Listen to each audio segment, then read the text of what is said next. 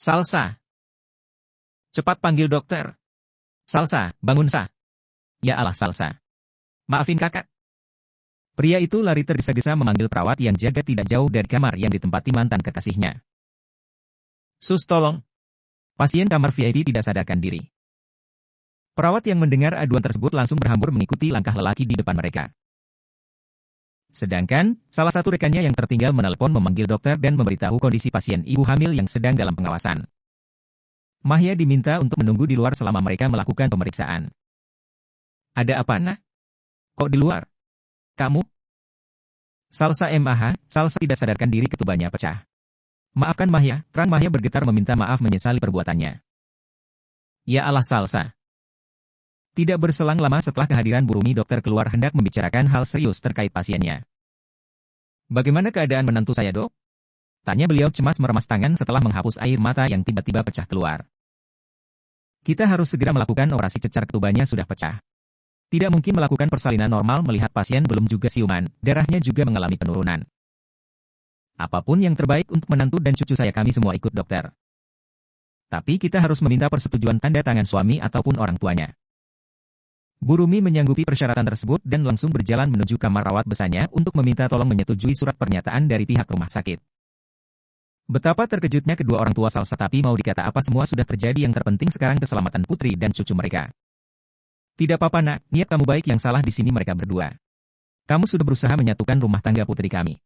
Bangunlah nak.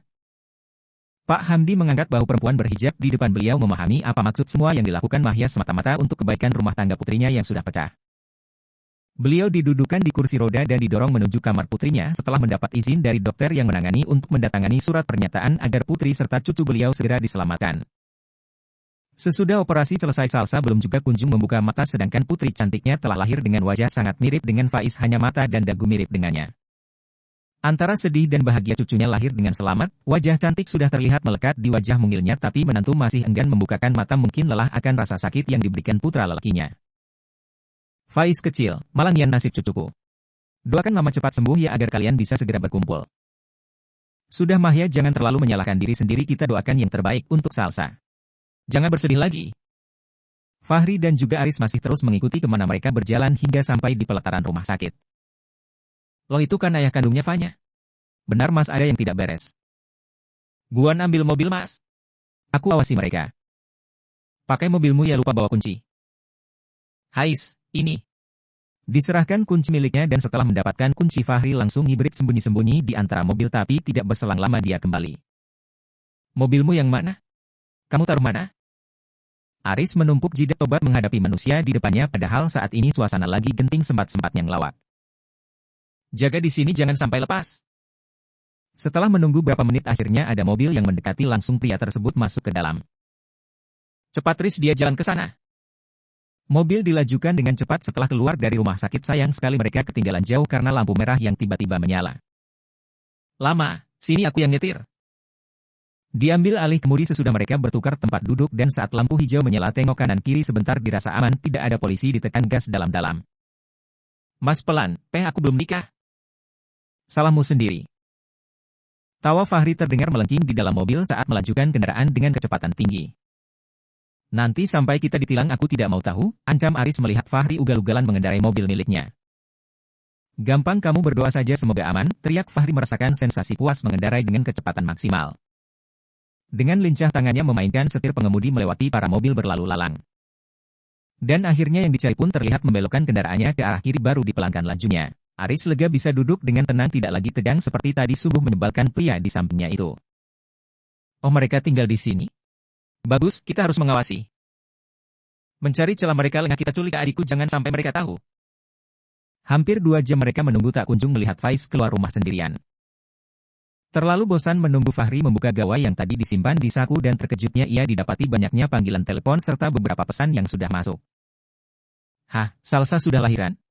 Pasti ulah perempuan itu.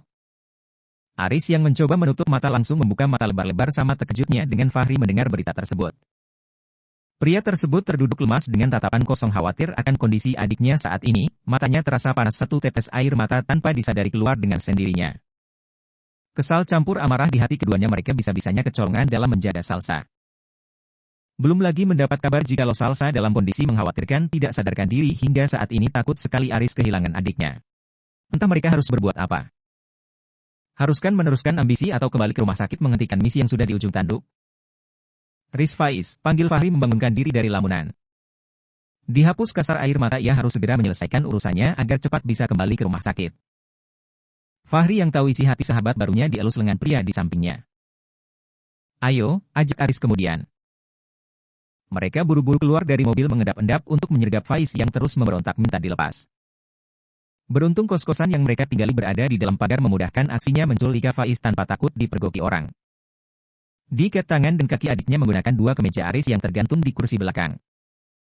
Kemudian, dibawa sandera mereka ke hotel dengan cara menodongkan pisau ke arah adiknya agar tidak membuat ulah sampai memasuki kamar yang dipesan.